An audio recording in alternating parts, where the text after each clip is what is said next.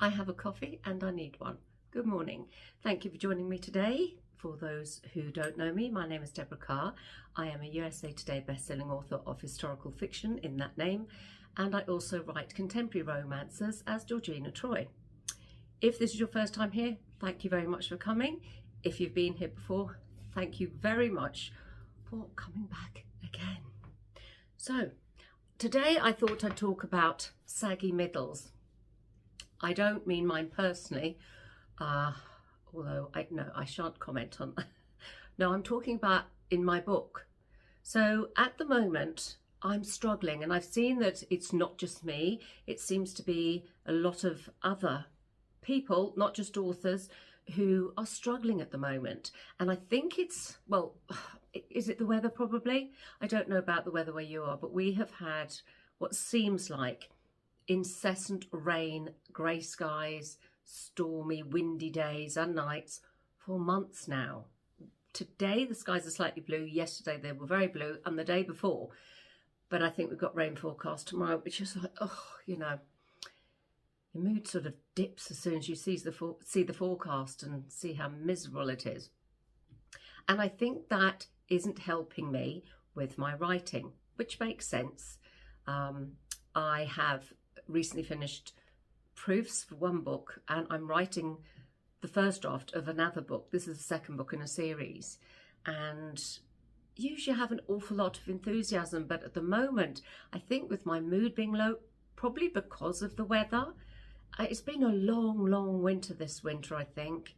I mean, maybe every winter's like this, maybe it's just me, I don't know, but it seems like it's been an awfully long winter. I know it's been a really wet one.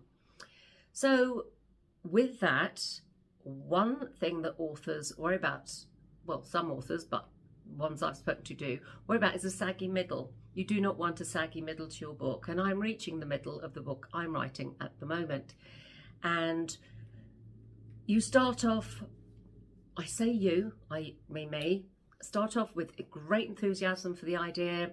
I have done an outline, so I have, like, my enthusiasm is really high when I start writing the book. I can't wait to tell the stories. I can't wait to develop the characters even further. As I said, it's a second book in a series, so there are characters that I've introduced in book one, and I'm excited to continue with their story. But because it's book two and it's a series, there are newer characters that are brought in, and it's more, the story is more focused on them on the second book.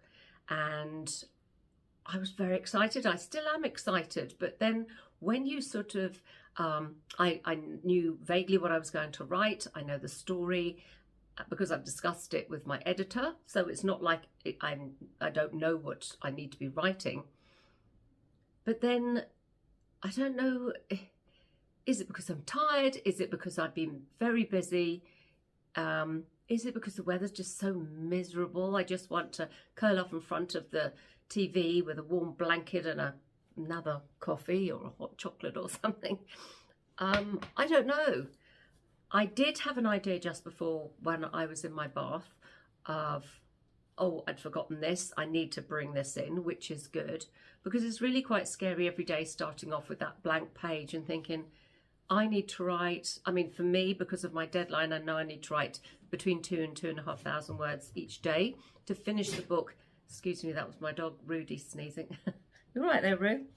I know that I have to write 2,000 to 2,500 words each day to finish with enough time to then go through the book before I have to deliver it on my deadline.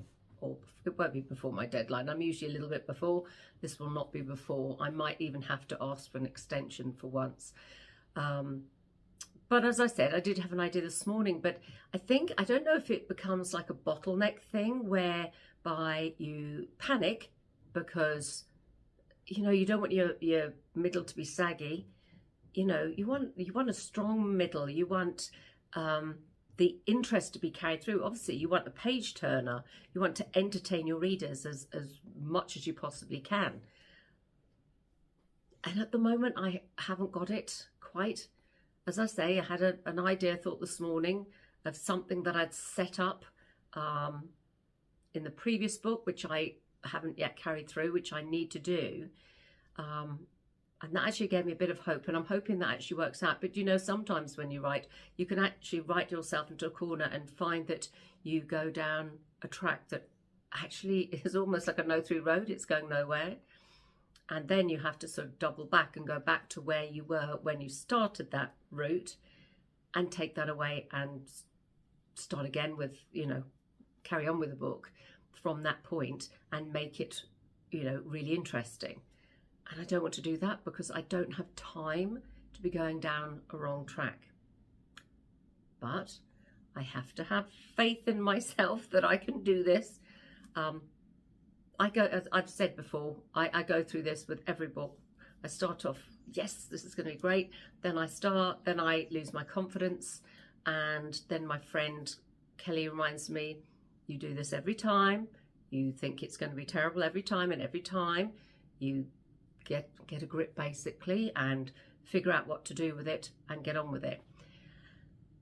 And I think today I just need to get on with it. So that's me today. But first I'm going to finish my coffee, and I've got to actually give a quote for another author's book that I've now finished, which is fabulous.